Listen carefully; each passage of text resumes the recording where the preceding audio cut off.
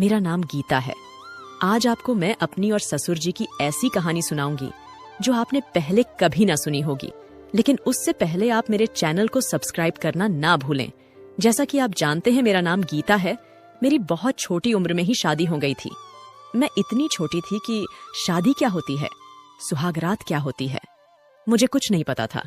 मेरी सारी सहेलियां मुझे समझाने में लगी थीं कि शादी के बाद पहली रात सुहागरात मनाते हैं, फिर दुल्हन को दर्द होता है, उससे चला नहीं जाता, वगैरह वगैरह। पर मैं तो बच्ची थी उस वक्त, और मेरी शादी हो जरूर जल्दी रही थी। पर मेरा गोना 5 साल बाद होना तय हुआ था, तो मुझे ज्यादा डर इसलिए भी नहीं लग रहा था। मेरा पति रमेश मुझसे लगभग 5 साल ही बड़ा था, मतलब वो जवान हो चुका था। मैंने जब उसे पहली बार देखा तो बहुत अच्छा लगा, लेकिन मुझे नहीं पता था ये मुझे वो सुख कभी नहीं दे पाएगा और मैं एक सुखी बंजर जमीन बनकर रह जाऊंगी। उस वक्त तो बस शादी अच्छी लग रही थी, क्योंकि नए कपड़े, गहने और खाने की अच्छी अच्छी चीजें जो मिल रही थीं। खैर, मेरी शादी निपट गई और वो लोग 5 साल बाद आने की बात कहकर चले गए। मैं अब धीरे धीरे बड़ी होने लगी, मुझ पर जवानी का जोर आने लगा, तो पति की जरूरत और काम दोनों समझ आने लगे। जैसे तैसे मैंने वो साल निकाले। मेरी सारी सहेलियों के गोने हो गए, बस मेरा ही नहीं हो रहा था। जब भी बापू कहते उधर से खबर आती, लड़का अभी पढ़ाई कर रहा है, मेरा मन दुखी हो जाता। कभी तो मन करता पड़ोस में रहने वाले सुमित को बुलाऊं और उसकी इच्छा पूरी कर दूं। पर मैं ठहरी एक भारतीय नारी सोच, हम कुछ भी लें पर करेंगे, हम पति का ही इंतजार। और मैंने तो आपने पति को देखा भी एक ही बार था। पर कहते हैं इंतजार का फल मीठा होता है। वो दिन आ ही गया जब मुझे मेरे ससुराल वाले लेने आ पहुंचे। मुझे एक बार फिर दुल्हन की तरह सजाया गया और मुझे डोली में बिठाकर पूरे रीति रिवाज से विदा कर दिया गया। मैं ससुराल आई, मेरी सुहाग सेज भी सजी। मैं बेड के एक कोने में डरी सहमी सी बैठी थी। मुझे अब पूरी तो नहीं, पर थोड़ी जानकारी जरूर थी कि आज क्या होने वाला है। हर आहट पर मेरे कान खड़े हो जाते। मुझे लगता कि वो आ गए, पर आधी रात हो जाने पर भी वो ना आए। मुझे तो थकान और गुस्से के मारे झपकी सी आने लगी थी। तभी किसी के लड़खड़ाते कदमों की आवाज मेरे कानों में पड़ी। मेरी आंख एकदम खुल गई। वो कोई और नहीं, मेरा पति ही था, जो नशे में धुत घर लौटा था और आते ही बेड पर पड़ गया और सो गया। मेरे सारे अरमान धरे के धरे रह गए। मैंने इस दिन के लिए शादी की थी। ये आदमी तो सो गया। एक लड़की के पहली रात को लेकर बहुत सपने होते हैं, पर मेरे सपने टूट गए। मैं तड़प कर रह गई। अब उसका ये रोज का ही हो गया था, देर तक आना, फिर नशे में ही सो जाना। मैं कुछ कहती उससे पहले ही मेरी सास की मृत्यु हो गई। सब उसमें लग गए। ऐसे ही 1 महीना बीत गया। अब मैं मेरे ससुर से मुंह नहीं ढकती थी, क्योंकि सास तो स्वर्ग सिधार गई। पति दिन भर मटर गश्ती करते घूमता था, तो उनका ध्यान रखने के लिए मैंने पर्दा करना छोड़ दिया। अब ससुर जी भी मुझसे खुलकर बातें करते, कभी कभी तो प्यार से गालों को भी छू देते। मुझे बुरा नहीं लगता था, उल्टा अच्छा लगने लगा था। अब पति से तो प्यार मिल नहीं रहा था, तो मुझे जहां से मिला मैं खुश हो गई। पर यह कभी नहीं सोचा था कि मैं एक दिन आपने ससुर से ही वो सब करवा लूंगी। पति के बारे में मैंने बहुत कुछ जानने की कोशिश की, तो पता चला कि वो किसी नाचने वाली के प्यार में पागल है। अब मैंने इसे अपना नसीब मान लिया और पति व ससुर की सेवा करने लगी। पति ज्यादा घर में रहता नहीं था, तो ज्यादा वक्त मैं अपने ससुर के साथ ही गुजारती थी, तो उनसे एक लगाव सा हो गया। वो भी मेरी हर पसंद नापसंद का ध्यान रखते, मेरे लिए चूड़ियां, बिंदी सब लाते। अब मेरा भी मन उनके पास ही लगता। मैं अब पति से ज्यादा उनकी सेवा करती और ये लगाव लब प्यार में बदल गया। पता ही न चला। एक दिन मैं अपने ससुर को तेल मालिश कर रही थी। उनके बदन में अजीब कंपन होने लगी, उनकी आंखें बंद होने लगीं। मुझे लगा पता नहीं इन्हें क्या हो गया।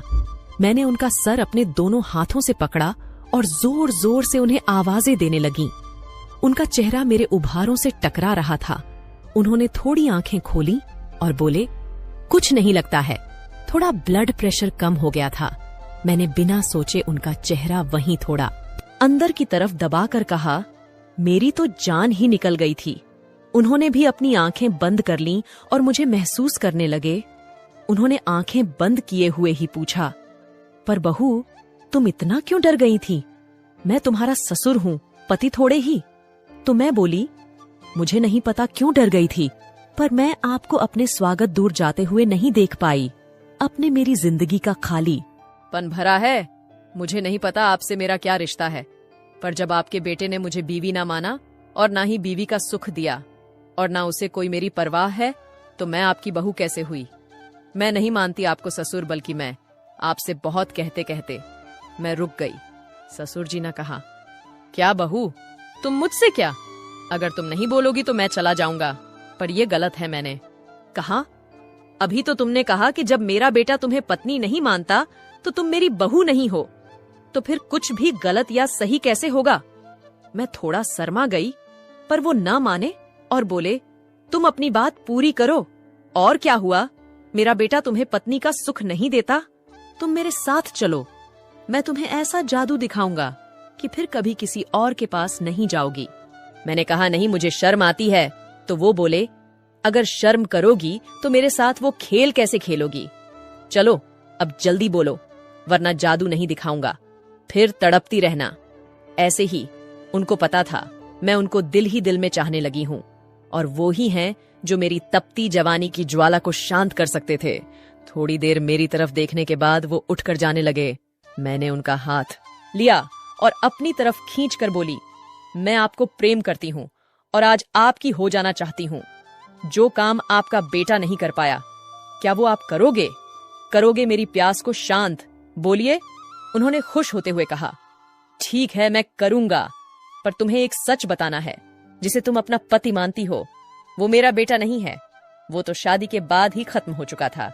हमने बहुत बहाने बनाए, पर हमें मजबूरन इस आदमी के साथ तुम्हारा गोना कराना पड़ा। बहुत टाइम हो गया था, इससे मिले तो कोई पहचान नहीं पाया, और ये दिखता भी मेरे बेटे की ही तरह है।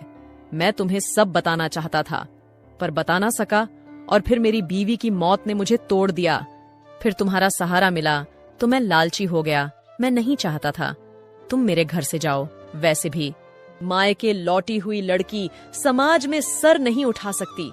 मैं इसी दिन का इंतजार कर रहा था। क्या तुम मेरे साथ अपनी जिंदगी गुजारोगी? मैं जानता हूं ये गलत है, पर जब बेटा ही ना रहा और ना तुम्हारा कोई है और ना मेरा, तो क्यों ना एक दूसरे को संभाल लें। मैंने उनके सीने पर अपना सर रख दिया। बिना कुछ कहे उन्होंने मुझे उठाया और उसी बेड पर लाकर बिठा दिया जहां पहली बार मैं अपने पति का इंतजार कर रही थी। वो आए, धीरे से बोले, तुम चिंता मत करो, मैं तुम्हारा हर तरह से ख्याल रखूंगा, तुम्हें खूब प्यार करूंगा। वो कहते जाते और उनके और मेरे बीच की सारी रुकावटें उन्होंने एक के बाद एक खोल दी और बोले, तुम चाहती थी कि तुम्हें जाने दूं, ऐसा कैसे हो सकता था? लाओ दिखाओ जरा, क्या क्या सीख कर आई हो अपने मायके से। मैं शर्मा कर बोली, मुझे कुछ नहीं आता, जो करना है आप खुद ही कर लो। वो बोले, कोई बात नहीं, तुम चिंता मत करो, मुझे बहुत अनुभव है, 1-2 राउंड में तुम सब सीख जाओगी। बस अभी जो एक बार दर्द होगा उसे सह लेना, बस। मैंने हाँ में सर हिला दिया, और उन्होंने सही कहा था। उन्हें बहुत अनुभव था, उन्हें पता था अपनी दाल को सही तरह से गलाने के लिए कितना तेल डालना है या चमचा कितनी गहराई तक डालना है। कुछ ही देर में मैं सारा दर्द भूल गई और हवा में उड़ने लगी। वो बीच बीच में पूछते भी जाते, दाल अच्छी पक रही है ना? मैं हाँ में से हिला देती। वो फिर लग जाते अपनी दाल को जोर जोर से पकने में। फिर उन्होंने अपनी दाल इतनी जोर से पकाई कि उसमें उफान आ गया और मेरी चीख निकलने लगी। फिर एकदम से दाल बाहर बह गई और पककर एक तरफ गिर गई। मेरे लिए तो ये दाल साक्षात स्वर्ग से आई थी। मैं इसी स्वाद के लिए तरस रही थी। इसमें नमक मिर्च सब एकदम सही मात्रा में मिले थे मुझे, जिससे मेरा मजा 2 गुना हो गया था। उसके बाद ससुर जी की दाल तो रोज बनने लगी। वो दिन रात सुबह दोपहर बस दाल ही मांगते, मैं भी खुशी खुशी उन्हें देती।